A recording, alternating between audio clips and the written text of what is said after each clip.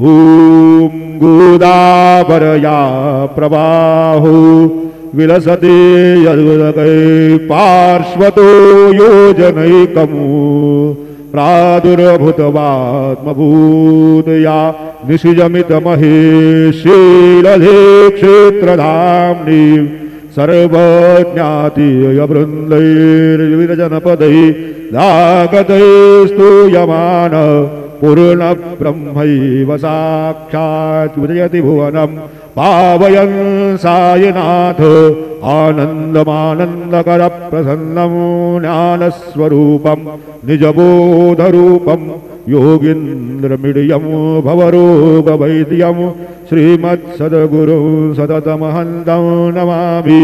गुरुर्ब्रह्मा गुरुर्विष्णु गुरुर्देवो महेश्वरा गुरुः साक्षात् परब्रह्म तस्मै श्रीगुरवे नमः। सद्गुरु साईनाथ गुरवे नमः। सायं पूजनार्थे ध्यानम् आवाहनं समर्पयामि।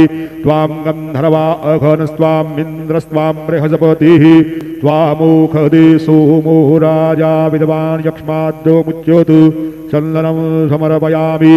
अक्षन्नमेव दण्डयः प्रिया अधुघद अस्तु घद स्वभानवो विप्राणविष्टजामतिजोजान् विन्द्रते हरि अक्षलान् समर्पयामि। अहिरीव भोगैः वर्जेति बाहुञ्जायां भीतिं परिवादमानः हस्तवरो विश्वान् वयोना निप्पितवान् बहुमान् भूमाकुशं परिपातु विश्वताः हरिद्रादि कुङ्कुममनाना परिमल सकल सौभाग्यद्रव्याणि समर्पयामि।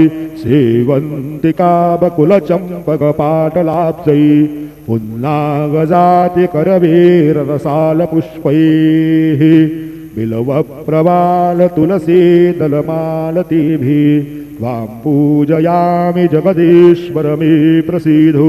ऋतुकालोद्भवपुष्पं समर्पयामि। सायंकाले महानैवेद्यं निवेदयामि।